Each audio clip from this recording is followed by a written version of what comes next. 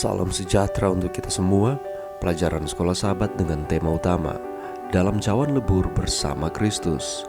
Pelajaran ke-11 Menunggu dalam Cawan Lebur. Kamis 8 September. Belajar bergembira di dalam Tuhan. Dan bergembiralah di dalam Tuhan, maka Ia akan memberikan kepadamu apa yang diinginkan hatimu. Mazmur 37 ayat 4. Mazmur 37 ayat 4 adalah janji yang indah. Bayangkan mendapatkan apa yang selalu Anda inginkan. Tetapi mendapatkan apa yang diinginkan oleh hati kita bergantung pada memiliki hati yang berkenan di dalam Tuhan. Jadi apa artinya bergembiralah di dalam Tuhan? Bacalah Mazmur 37 ayat 1-11. Konteks untuk Mazmur 37 ayat 4 mungkin sedikit mengejutkan.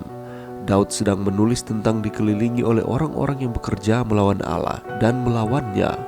Ketika orang-orang menentang dia, respons alaminya seringkali adalah marah atau berusaha membenarkan diri sendiri. Tetapi Daud menyarankan sesuatu yang berbeda. Dalam ayat-ayat berikut, apakah nasihat Daud kepada umat Allah dalam situasi ini? Mazmur 37 ayat 1, Mazmur 37 ayat 5, Mazmur 37 ayat 7 dan Mazmur 37 ayat 8. Bacalah Mazmur 37 ayat 4 lagi. Dalam konteks ayat-ayat yang baru saja Anda komentari, apakah artinya bergembiralah di dalam Tuhan? Daud mengulanginya lagi dan lagi dengan cara yang berbeda. Percayalah kepada Allah, percayakan Dia untuk bertindak. Jangan kecewa karena Allah adalah Allahmu dan Dia bekerja untuk Anda. Bahkan saat ini Anda tidak perlu bertindak dan mencoba menyelesaikan masalahmu sendiri.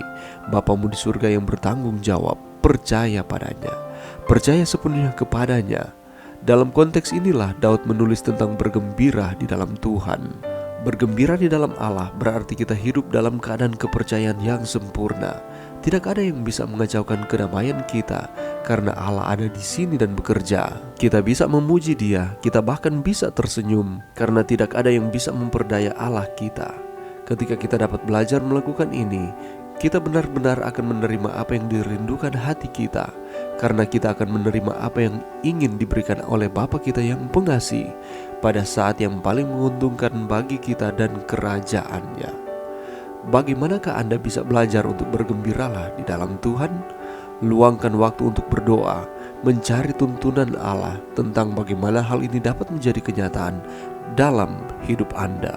Pelajaran yang bisa kita dapatkan pada saat ini, saudaraku, tekanan hidup memang terkadang berat untuk kita hadapi. Berbagai beban akan segera mencoba merampas akan kegembiraan dari kehidupan kita. Kecenderungan kita untuk depresi, cemas, takut, ataupun stres yang berkepanjangan akan terjadi di dalam kehidupan kita apabila tekanan itu datang silih berganti.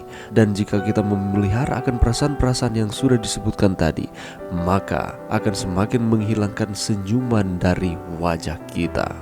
Fokus kepada kekurangan dan tidak melihat kelebihan dan berkat yang ada akan membuat kita kehilangan sukacita yang dalam di dalam hati kita. Itulah sebabnya di dalam Mazmur pasalnya yang ke-37 ayat 4 di sana dikatakan, bergembiralah di dalam Tuhan.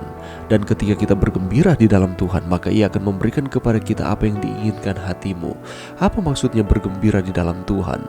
Bergembira di dalam Tuhan bukan hanya bergembira di saat kita diberkati oleh Tuhan, tetapi bergembira di dalam Tuhan yang dimaksudkan adalah kita mampu untuk terus bergembira, bersukacita di tengah-tengah cawan lebur kehidupan kita. Sukacita yang sejati seharusnya tidak tergantung dari apa yang kita alami dalam kehidupan kita sehari-hari. Mengapa? Karena sukacita yang sejati sesungguhnya berasal dari Tuhan dan bukan karena keadaan di sekitar kita. Karena itu Nehemia 8 ayat 10 mengatakan, jangan kamu bersusah hati, sebab sukacita karena Tuhan itulah perlindunganmu. Ketika kita membaca di dalam Mazmur pasal 37, konteksnya adalah ketika Daud sedang menulis firman Tuhan ini. Ia sedang dikelilingi oleh orang-orang yang bekerja melawan Allah dan melawan Daud itu sendiri.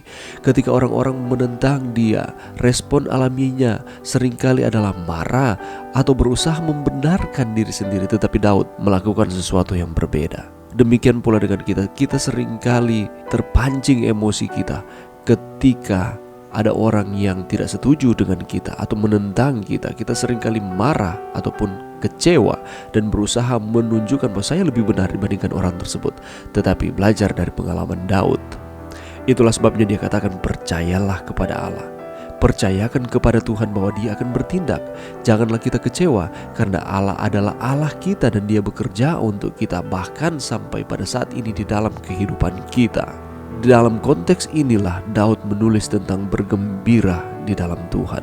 Bergembira di dalam Allah berarti kita hidup dalam keadaan kepercayaan yang sempurna, yang seutuhnya kepada Tuhan. Tidak peduli apapun situasi kehidupan kita saat ini, tidak akan ada yang mampu untuk mengacaukan akan kedamaian kita, karena Allah bersama-sama dengan kita di setiap situasi kehidupan saudara dan saya.